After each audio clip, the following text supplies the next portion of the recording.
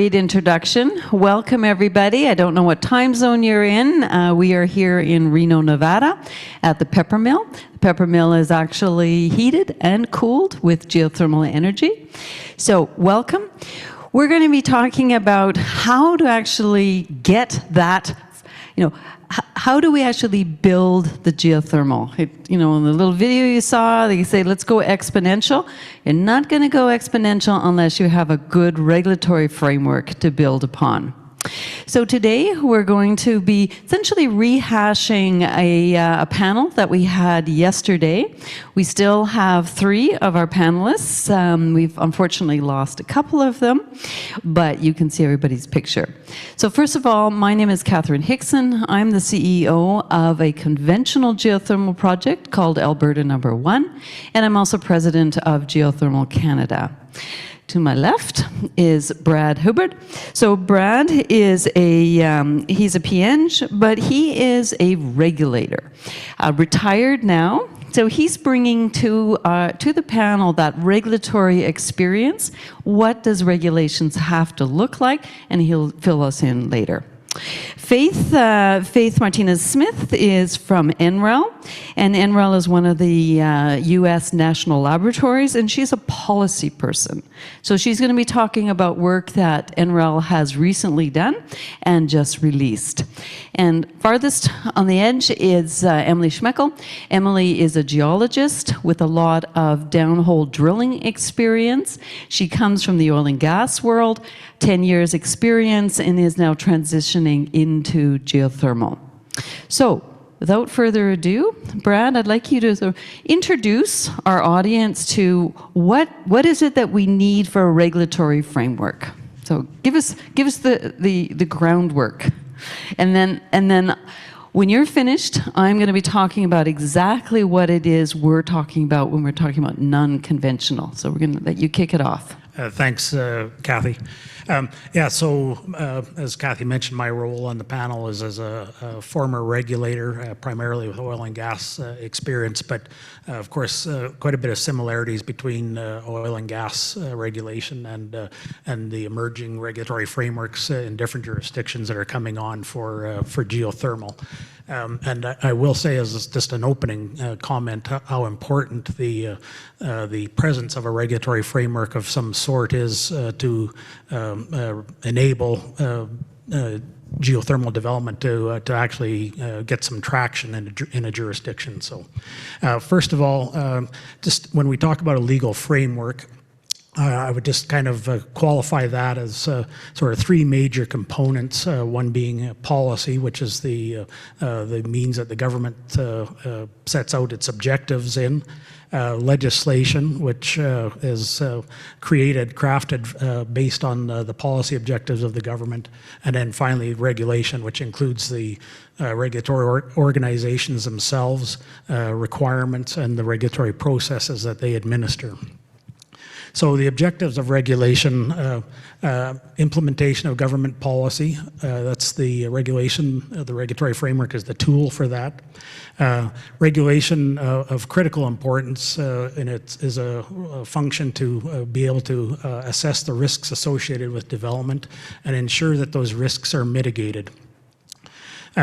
Regulation, the regulatory system also provides the framework or the path for approval of responsible development, and those are that roadmap includes things like the requirements and review processes and decision making, public acceptance and confidence in the system, the knowledge and integrity of the regulators, and impacts of development that ultimately are mitigated to the extent practical. Another key piece, objective of regulation is the compliant operations, of course. And then ultimately, we're looking for management of public resources in the public interest. Some key design considerations for regulation. Efficiency. The system should be efficient for the industry developers as well as the regulators themselves. Should be fit for purpose, so to the extent possible, tailored to meet the design and objectives of the industry itself, the activities that are going to be carried out. It should be transparent, so the requirements and processes are known to all stakeholders, primarily the project proponents. It should be clear, accessible to all stakeholders, and that includes the responsiveness of the regulator to engage in communications with project proponents as well as other stakeholders.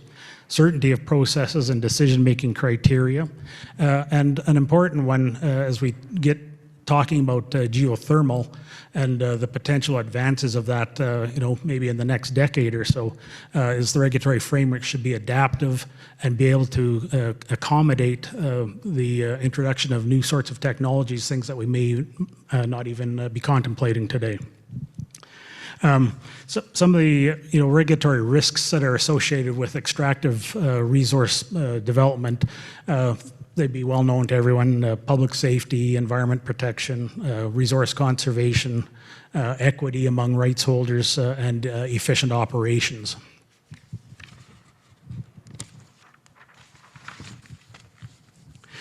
Specific to geothermal, some of the risks and impacts are related to or associated with the technologies and the operations that are being used. So for the drilling of wells, pipelines, surface facilities, surface location considerations, subsurface conditions, of course, because that's where wells are being drilled through and the reservoirs exist that are going to be exploited for geothermal.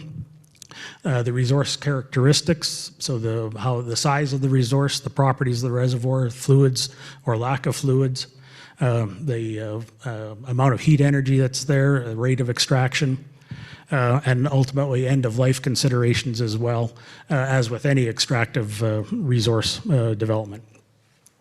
So when we talk about the ability of a regulatory framework to accommodate all of the sorts of geothermal resource plays or technologies that are going to come along. The question was, whether one can be suitable for all types of resource plays or developments. And I think that's the panel is going to weigh in on that. But some important points on that is the design of the regulatory requirements themselves, whether they're prescriptive or adaptive. The more adaptive that they can be, then the better opportunity there is to be able to consider new types of technologies. The last thing that we would want is for the regulatory system to be a barrier to future innovation. Great, thanks, Brad. So that kind of sets up the framework.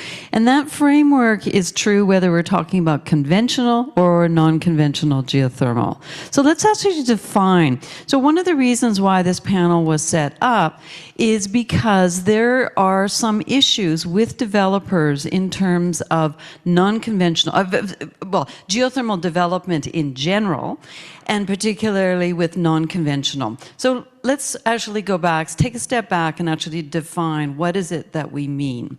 So I think the first thing that is really important to understand is that geothermal is a spectrum of technologies. And that spectrum of technologies range from ground source heat pumps, so what we would call in Canada geo-exchange. So this is using heat as a storage medium, and typically the wells are small, they're narrow diameter, and they are what we call closed loop in the sense that the liquid that is circulating is the same liquid that just goes round and round and round. And so as the temperature and the depth goes up, we essentially enter a different regime. And where we're going after those deeper resources, we are employing drilling technology. And so that drilling technology is different in terms of the understanding, in terms of legislative framework, and in terms of the rock types that are actually being drilled into. So we need a regulatory framework that is useful and practical in terms of those deep geothermal resources. And also remember that those deep geothermal resources extend everywhere from about 40 degrees C to, well, the ultra high temperature over 500 degrees C. So how do we create a regulatory framework? How do we actually enable projects to go ahead within either existing frameworks or in many places no framework at all. So let's actually just again take another little sort of a step back. So we have this range of technologies. That spectrum of technology requires different sorts of regulations. So what in fact are the regulations that are applicable to non-conventional geothermal? But before I do that, one of the things that we need to think about and understand is that delays cost money. And if a developer is not able to get their permits, doesn't matter what it is that they're doing, if it takes them months to years to get a permit, that costs money. And ultimately, the cost is borne by the end consumer. And whether that's a thermal project or an electrical project, it makes it more expensive. One of the things that geothermal can really do, so in this context of where does geothermal fit into the renewable energy spectrum? And one of the things we need to stress is that geothermal is base load. So it is in fact creating base load power. So one of the things that we did at Alberta No. 1 is start working with a transmission expert. And so he is agnostic in terms of what electrons that you give him. But why I wanted to bring this study up is because it points out the importance of geothermal and why we need to do everything that we can to enhance and get those developments going. So he did an analysis for us using geothermal as base load power, and his example was if we have a 110 megawatt geothermal power plant, we give it 91% consistency or capacity factor. It in fact is going to take 550 megawatts of solar and 400 megawatts of 4-hour lithium-ion storage to essentially match that same grid capacity, that same grid stability as that geothermal power plant. So many grids around the world are now becoming unstable, and they're becoming unstable because there's too much intermittent renewables on them. So we, as a community of policymakers, as a community of regulators, and a community of developers, need to ensure that the pathway forward to development is as rapid as possible, but still making sure that we have health and safety and environmental first and foremost. So let's just let's define what we're talking about. Most people understand that geothermal is this spectrum. So I'm actually going to give you so this is from IRENA, the International Renewable Energy Agency. And IRENA, they define non-conventional. So under that non-conventional umbrella, we have enhanced geothermal, so EGS. Some people refer to them as engineered. And an EGS system, as defined by IRENA, improves the permeability of geothermal systems through hydraulic, chemical, and thermal stimulation. So an EGS system, we're looking at drilling multiple, but basically 2 well bores, and connecting those well bores by usually hydraulic fracturing or some type of stimulation. So that's how an EGS system is defined. So we are creating a reservoir, as opposed to conventional, where that reservoir already exists. So an advanced geothermal system, as defined by IRENA, is a deep, large, artificial closed-loop circuit in which a working fluid is circulated and heated by subsurface rocks through conductive heat transfer.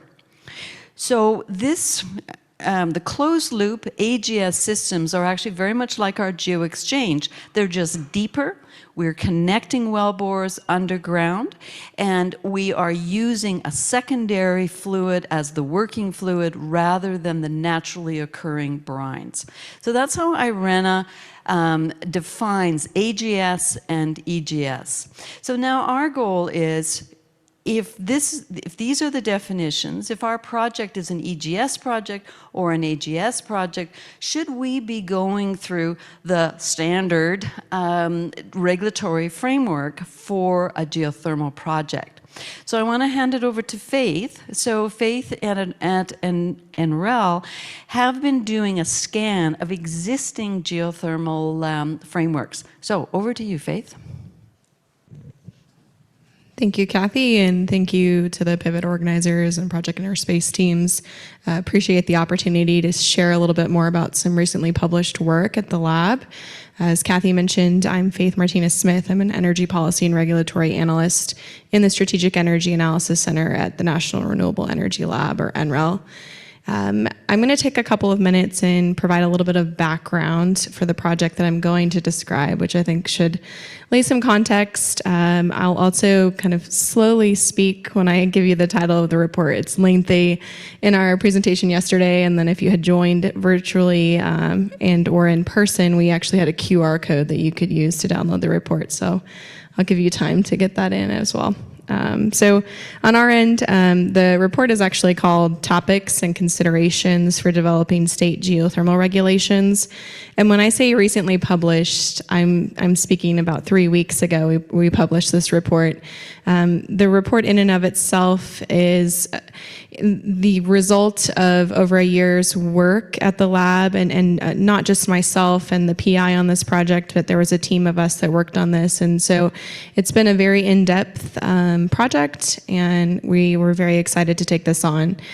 From our perspective, the report background comes a lot from previous work that NREL has conducted through the Geothermal Technologies Office, essentially, and some of that came from the GeoVision report. I'm sure most of you, if not all of you, are very familiar with that report in and of itself. NREL and other national labs helped conduct that research for the Department of Energy, and some of those reports came out of that, including the non-technical barriers report, which was a task force project. And in that report, there were several states that had been identified in both the southern and eastern United States that did not have or that lacked any sort of geothermal regulations or needed to update those regulations. And so when I say update, I mean that they were theoretically just tacked on to existing oil and gas regulations. Quite literally, the word geothermal was added to the end of some of those regulations. So that in of itself, as part of the GeoVision study and the non-technical barriers task force report, indicated sort of a risk for developers. And so when developers are looking to develop project, they want stability in a regulatory system.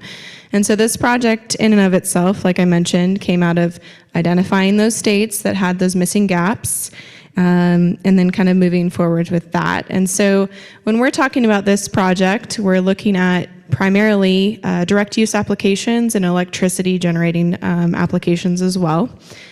This project specifically was funded through NREL. So it was led by NREL, funded by DOE through the Geothermal Technologies Office, as I mentioned, and it included several steps. And so this, as Kathy kind of alluded to, was actually a step-by-step, state-by-state analysis of the existing regulations in place. And so we looked at this from a subsurface only exercise. So this is geothermal resource definition and ownership all the way through to UIC permitting, not necessarily the utilization of that resource. And so everything that kind of from a utilization perspective in those instances are already kind of well-defined regulatory structures. So those kind of go through like a PUC or a PSC, those types of organizations and structures in and of itself. So we reviewed and cataloged the existing state regulations. We did also include federal geothermal regulations, and just for context, I know this is an international focused panel. There are, in the United States, there are federal geothermal regulations that have been intact for years. They're actually updating some of those as we speak, and those include completely different regulations than oil and gas. And so they have their own definition of the resource, they have their own leasing process, they go through their own wellfield development process. There's also UIC processes included in that.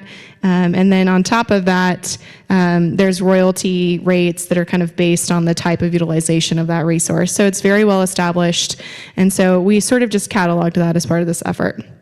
In addition to that, we compiled best regulatory practices from geothermal as a whole across the globe, and then other extractive industries like oil and gas, which I think we've sort of talked about a little bit here, and mining as well.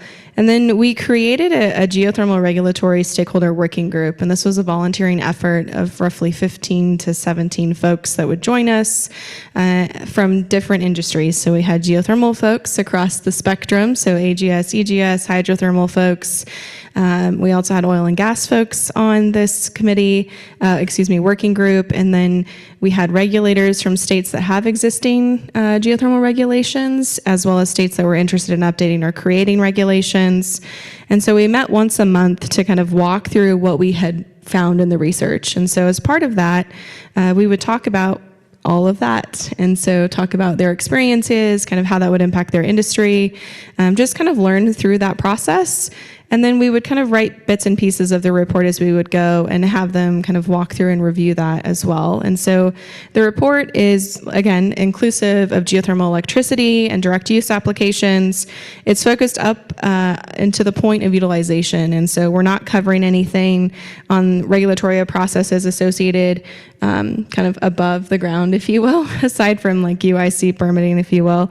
And it does not include ground source heat pumps or using the subsurface as a thermal sink. But it does break the area or the topic, if you will, into kind of 5 main sections. And so that includes the geothermal resource ownership and definition, and sort of what that looks like, the leasing process, the exploration approval process, the drilling and wellfield development approval process, and the UIC, or the underground injection control process.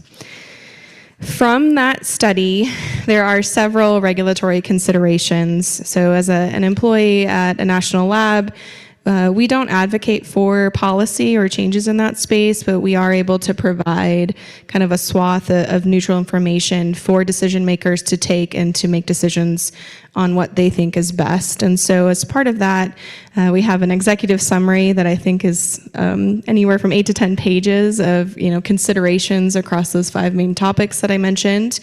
But I wanted to cover 3 kind of high-level bits and pieces that we gleaned from this project that are specifically related to EGS and AGS, and I think we'll talk a little bit about that as time goes on. So the most important thing in this is when you're considering the geothermal resource definition or the right to that, the use of the term heat. And so utilizing the use of the term heat can ensure inclusivity of all technologies that are seeking to harness the geothermal resource in question. And Brad alluded to this earlier of trying to make the regulatory structure agile and able to kind of adjust as technologies continue to develop. You can also think about this in terms of specific terminology for what's included or encompassed within that geothermal right. So for instance, what can and cannot be extracted from the subsurface. So the United States federal definition of a geothermal resource is pretty long. You can find it at 43. So that's in the US terms, that's sort of the starting point of the Code of Federal Regulations. And then the subchapter there is 3200. And so that's a good starting point. But it does include heat as part of that. And so there are other, bits and pieces in there in terms of hot brines and hot water and gases, but it's very all-encompassing, and I think that they did that on purpose, right? The second piece of that is that, as these technologies continue to commercially develop, we don't know the lifetime of them, and I think that's tricky. We just as time goes on, I think we'll learn more and more.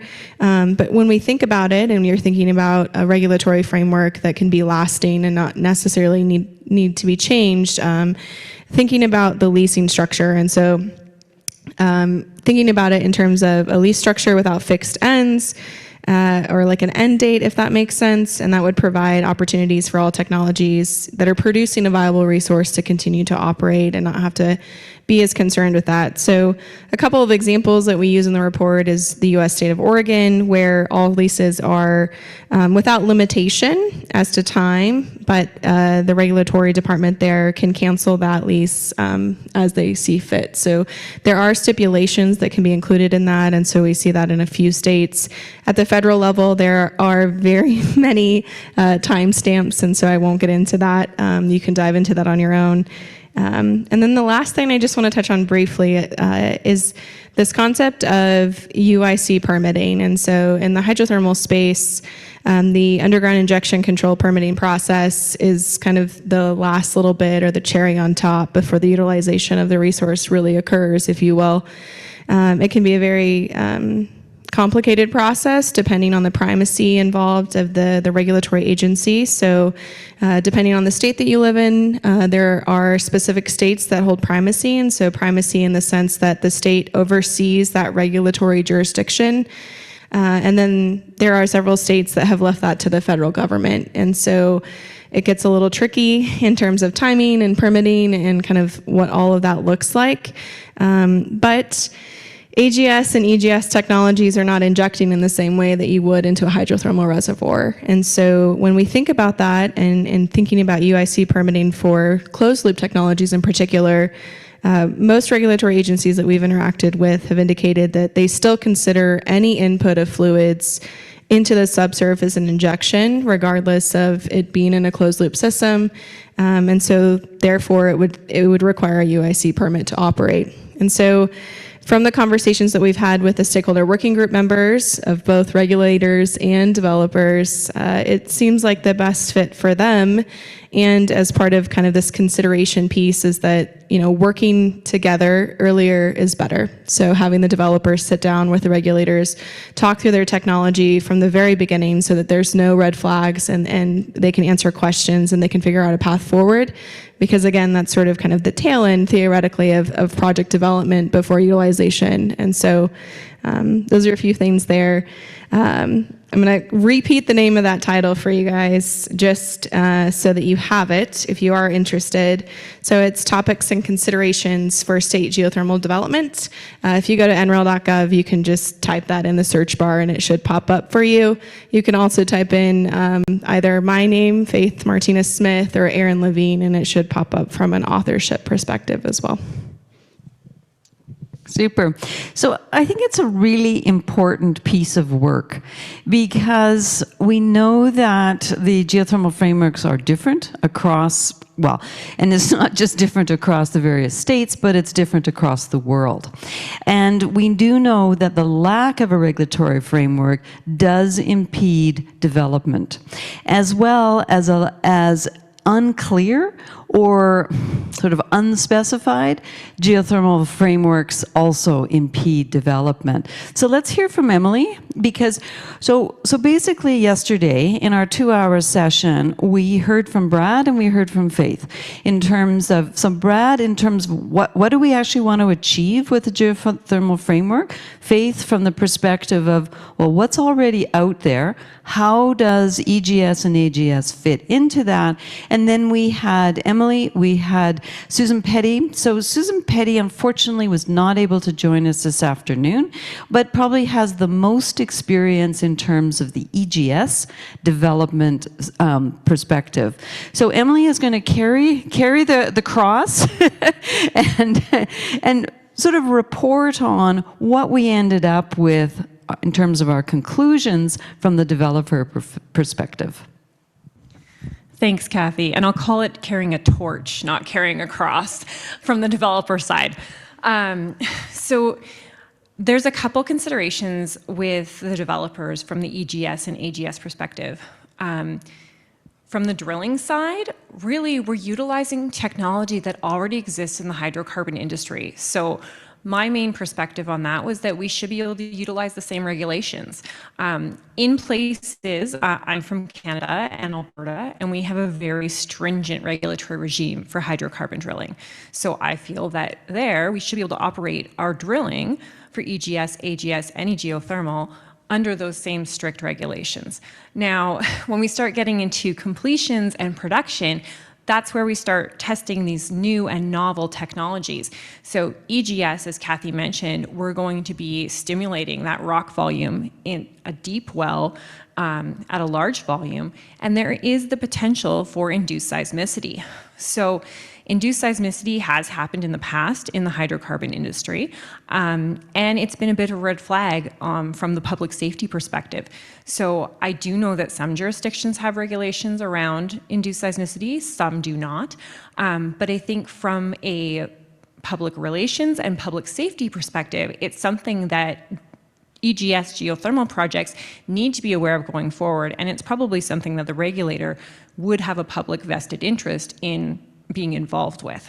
Now, on the AGS side, it's a closed loop. We're not making contact with the rock, we're not stimulating the rock, but the technology that we're using to seal that secondary fluid off from the rock has not really been tested. We're in the piloting phase right now, and it's coming along fast and looking very positive, but we need to make sure that this secondary fluid isn't entering any of the other aquifers in the subsurface, whether they be potable or not.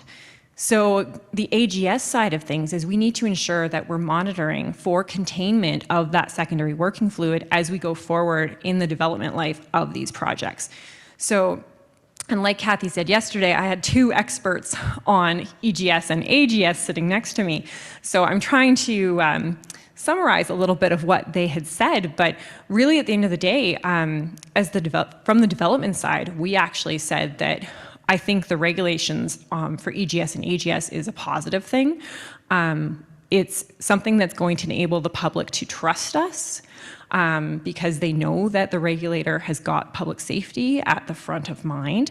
It's going to be able to enable us to hopefully push our developments forward faster if we have a fit-for-purpose regulatory system, like Brad has mentioned, where we know what's expected of us as a developer, and we're able to work through that process in a quick and timely manner. Great. So I think we can go, let's dive a little bit more into this induced seismicity, because it is a little bit of a red herring. And I think what people need to understand that in a conventional system, yes, there has been induced seismicity in conventional systems, but this has been reactivation of existing subsurface faults that were not detectable prior to the drilling. So when the drilling and injection started, there was motion on those fractures. But in general, the injection of fluids in a geothermal system is mass balanced. So what is produced is in fact injected, so we're not pressuring up those formations. So Emily, do you want to sort of talk a little bit more about fracking and how we deal with that? Yeah, so, and this again is coming from my experience in the oil and gas industry, and I'm just transitioning this into the geothermal space. So what we've seen, particularly in Canada, is that anything that has been seismically induced from oil and gas production, as Kathy said, has been related to either rapid injection, where we are intentionally fracturing the rock, or it has been from depletion of the reservoir, where we have a underbalanced reservoir and we're causing movement in the reservoir from that perspective. So it's, like Kathy said, geothermal, conventional geothermal operates on the principle that you have to be able to inject exactly the same amount you take out, or you're going to short circuit and lose your temperature. So from an operational perspective, induced seismicity in geothermal is not as large of a concern. Where the concern is coming from is that the EGS systems are working on very large stimulations of the rock body at very deep depths in crystalline rock. And I think probably the best way for operators to mitigate this is to make sure that we have as good as an understanding as we can get of that subsurface before we start drilling, so that we are not reactivating these faults we didn't know we were there. And 3D seismic has probably been the easiest way to visualize the subsurface. Expensive, but the easiest way to visualize. Fortunately, where I'm from in Alberta, we have a very large open public database of hydrocarbon wells. So we have a fairly decent understanding of our subsurface fault structure. And I know that we're very fortunate to have that, and a lot of places don't. But I do still think that making that best effort at subsurface characterization is going to be really important for the operator to do in order to reassure the regulator that they're not going to be inducing seismicity. So I think all of you talked about trust. So regulations really are to give the public trust in the process. So I think it's important. So Brad, maybe you'd like to reflect on sort of induced seismicity and how the regulations can in fact help facilitate, increase public, maybe not safety as much as just confidence that the process is going to work. Sure, and Emily gave a kind of a good overview of the induced seismicity situation and proximity to pre-existing critically stressed faults, and certainly in Alberta that's been the link that we've seen with the hydraulic fracturing of some of the deep unconventional hydrocarbon wells. But yeah, I mean, communicating risk to the public is never an easy thing. Regulators often are faced with doing that, as are the industry project proponents, when they're talking to stakeholders about their project. But I mean, it's important to convey, I think, that there's no such thing as zero risk with any of these kinds of resource development projects, or for that matter, anything that we do in our lives for the most part. So that's an important... Including crossing the street. Exactly. But I think, if there's open, frank communication between regulators, project proponents, and the public about the potential for risks, what we know about, potential triggers for these things, looking at historical seismic information, seismic event information in an area is one indicator of presence of potential faults, and as long as the regulatory system is able to understand from the project proponent what the level of risk is, and then make a determination on whether the proponent's mitigative measures are adequate to bring that risk down to an acceptable level, combined with, often we might see regulatory requirements around seismic monitoring, local seismic monitoring during hydraulic fracturing operations, for example. And then a response protocol that if there is an event triggered of greater than 2.0, or whatever the protocol says, that the operation is ceased or modified in terms of volumes or rates or whatever the protocol is calling for, to bring the event under control.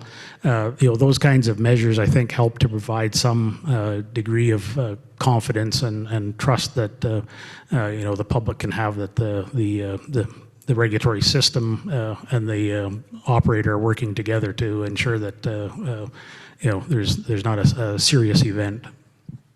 Thank you. So Faith, why don't you approach this from your scan of all of these, all of the regulations that you looked at? I mean, do they include things about fracking or not? Is it ignored? How is it dealt with across a very broad range of states and different jurisdictions?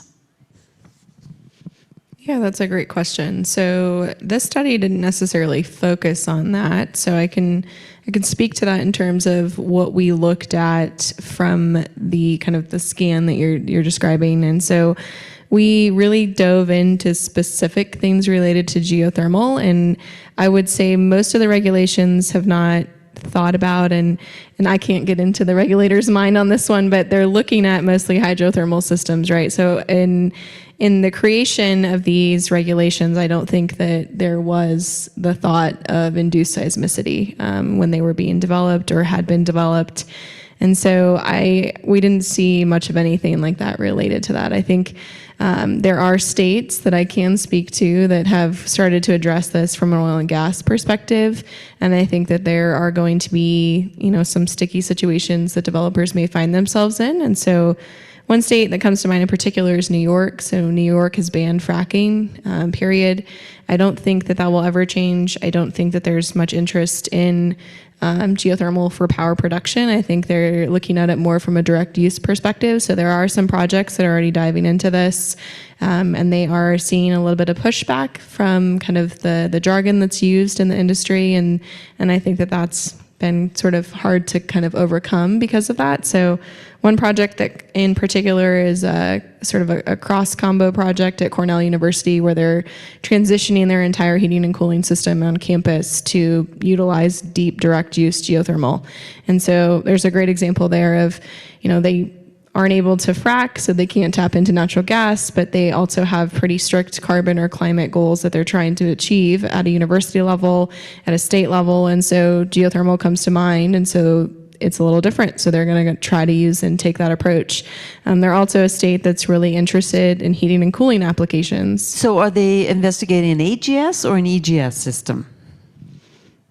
I actually don't know the answer to that. So I'm looking at Katie because she's a former colleague. But I can point out kind of more about that project. I think it's a closed loop system, and it's not as deep as you would expect in the West, but for an East Coast drilling project is relatively deep. The PI on that project is Dr. Koenraad Beckers, and so you can also check him out online. But again, they are not going to be doing EGS if they're not allowed to frack, so it makes it pretty straightforward. One other thing that I would say as part of this just general conversation from other work that I do at the lab is that there's a lot to be said about stakeholder engagement and public education in this. And so I think that may not be the regulator's role, but that is something that developers can play a key piece into this. I also think that's something that the national labs can help with. I think DOE is really stepping up to do this, and they're very interested in moving forward to bring messaging out there to kind of help people feel more comfortable with the technologies. I think it's tricky because I think there is a lot of issues with some of the jargon that's being used, and I think trying to avoid things like hydraulic fracturing is something that they are very keen to in the United States, and I think that's sort of the path forward in terms of thinking about it long term and wanting the public to be comfortable with the regulations, comfortable with the technology, is that there's a gap in education, there's a gap in actually engaging all of the stakeholders, and not in a transactional manner. So you're not coming to develop a project in their town, but you're coming to actually provide resources or to provide a job, to lower the cost of their energy, those types of things. And those are things I don't think that we consider as part of the regulatory structure, but they are a very, very important piece of it too. And I do think that it helps relieve some of the regulators from some of those public comments that we've gotten in the past, coming from my experience working for a regulatory agency. So, very good comments. So over to you, Emily. So your task is to create an EGS system in a crystalline basement in a locality that has no experience in drilling at all, but they've heard all the rumors about fracking. So just as a little bit of background too, is in the geothermal industry, we typically don't actually call it fracking. We call it stimulation.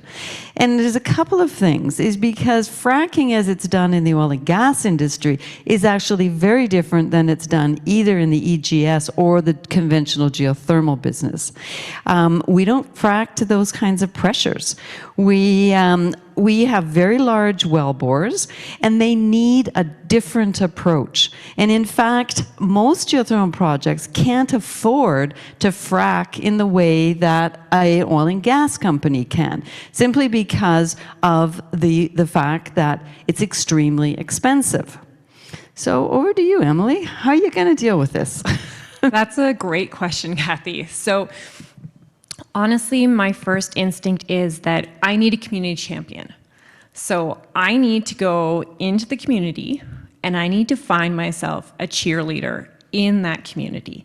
Somebody who is going to talk to their neighbors and the grocery store clerk and their city council, and somebody who is going to tout the benefits of geothermal, because I can mail out leaflets, I can put TV commercials out, but at the end of the day, the word of your neighbor and your friends is always going to have a lot more weight than any kind of message that I'm forcing on you. So I think it's really key to have that community member as a stakeholder engagement. Ideally, I'd have multiple community champions, but I think really at the end of the day, you need somebody in the community who understands the needs of that community and understands how geothermal could potentially improve the lives of the people in that community. We're talking about, if we're using it for heat, lower heating costs. If we're using it for the municipal buildings, we're talking about lower taxes because all of a sudden our operational costs on our municipal buildings are lower. If we're talking about power, we're talking about potential for power savings for both the municipality, commercial buildings, and industry, as well as residents. So the benefits, I think, they're going to mean more coming from somebody you trust. I ask my neighbors, so who are you using for gas and power? What are you paying per kilowatt hour right now?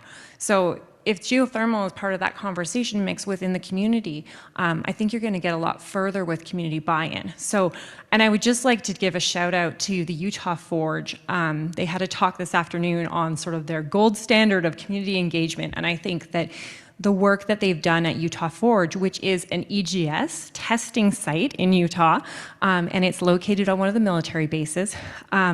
And the community engagement and outreach that they have done there is a prime example of how to do it right. So I think that really, for me, the community champion would be the key to getting buy-in. Great answer. So Faith, do you know if Utah actually has a geothermal regulatory framework? It's a great question, and yes, they do. There are actual commercial developments of hydrothermal projects in Utah. I believe Cyrq Energy operates a couple fervos starting to develop in the space. You have Utah Forge, which is very close to, I think, where fervos leases are as well. I think those are the two big players in this space right now. I know that I think Cyrq took over some of the operations that were there before. So, and I think Zanskar is located in Salt Lake, so we'll give a shout out to them as well. So they're looking to develop in the West as well. So. Great. So that kind of, there's a good takeoff in terms of the community champions, because what I have heard and what we heard yesterday was one of the biggest hurdles is lack of knowledge on the part of the regulators. So these are state agencies or federal agencies. These are offices. And now with the growth of EGS and AGS projects, these are offices that have never seen, they've never seen a geothermal application, yet alone an application which is something new and different technology. So there are long delays that some of these projects are facing, like literally not weeks or months, but literally years. So how can we change that? Let's throw it over to you, Faith. I can't speak to kind of advocating or suggesting anything here. So what I can tell you a little bit about is sort of the timeline. So there have been studies at the National Lab that walk through kind of the permitting timeline. There's some great graphics in the GeoVision that you can pull from. So typically on federal land projects, it takes anywhere from 7 to 10 years to develop a commercial project in the United States. And so that's a long time. Note, 7 to 10 years. So, and that's assuming that everything goes well and that there's no litigation, and that permitting staff is kind of up to speed and that you've talked to the regulator as part of that process. It also assumes that there is some coordination between federal and state agencies that are involved in that process as well. I can speak to recently passed legislation, sort of in the bundle of all of the things that have happened recently, including specific time stamps or kind of time cutoffs for NEPA review. So that sets in practice, it kind of limits the amount of time that an agency can hold on to those review documents and be able to get them out the door. So that doesn't speak to budget that's allocated to fund for staffers to account for that or anything of that sort. But Congress has addressed this so far with those types of measures. I think Senator Murkowski spoke about this when she joined us virtually as part of Geothermal Rising's conference this year. It sounds like she's getting ready to introduce some sort of legislation that's aimed at addressing permitting. I know that it's been a hot topic in DC, and you've seen, I'm sure my colleagues here are all from Canada, so they're probably not following it as closely as we are, but there has been a lot of hype about fixing policy reform, both from a power perspective or developing these large energy projects, but transmission is also something in the United States that we struggle a lot with in terms of timeline and the queue to just get in to develop. So there's a lot of folks that are interested in developing, particularly merchant transmission developers, and all of that ties into, for a punniness of developing geothermal as well. So. Okay, thank you. Brad, what would be your take on it? Having sat in that regulator role. Yeah, I have lots of thoughts on this, of course, but and first I would say, I mean, the problem is not really unique to geothermal permitting either. It's all kinds of different sorts of infrastructure projects. We certainly experience it in Canada with primarily with the federal processes that are involved with very approval of very large infrastructure projects that take multiple years and sometimes run the project proponent out of money in some cases, right? And they have to withdraw from the process. But there's a few different sorts of things that can contribute to the problem. One of which, Kathy, you alluded to, I think, is sort of the regulatory capacity. And by that I mean knowledge of the regulators themselves, which is an important consideration. That aspect can kind of be addressed with a lot of knowledge transfer between the industry side and the regulatory side, as well as tapping into existing knowledge that might exist within government in a different regulatory agency. So, as Emily has mentioned, lots of parallels between drilling geothermal wells and oil and gas wells. So, in some states, there could be the knowledge, the regulatory knowledge around the drilling part is already there. So tap into it. Other capacity kinds of things could be limited to manpower in the agency or information technology systems, things like that. So I guess at the end of the day, in terms of capacity, it's important to have a properly funded regulatory agency. It's it's a benefit to everybody, to the public and to project proponents.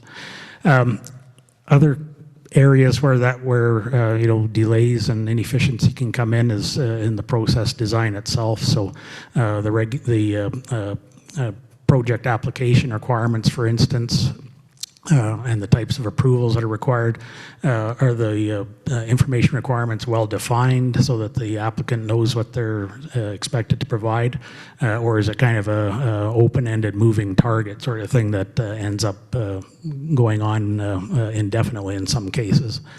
Another process type of thing is related to structure. How many regulatory review processes are going on to approve a project, and each one is requiring a review and a decision, and in some cases potential for conflicting decisions depending on mandates of different regulators that are involved. So that's another area to look at in terms of trying to bring efficiency into the system. So Emily, you're knocking on the regulator's door. You've heard what Faith and Brad have had to say. What do you want to see? I think a clear, defined process with, like Faith mentioned, timestamps for return is what's going to be able to expedite that geothermal energy. For investors to be comfortable investing in geothermal projects, they need to know what the return on investment is.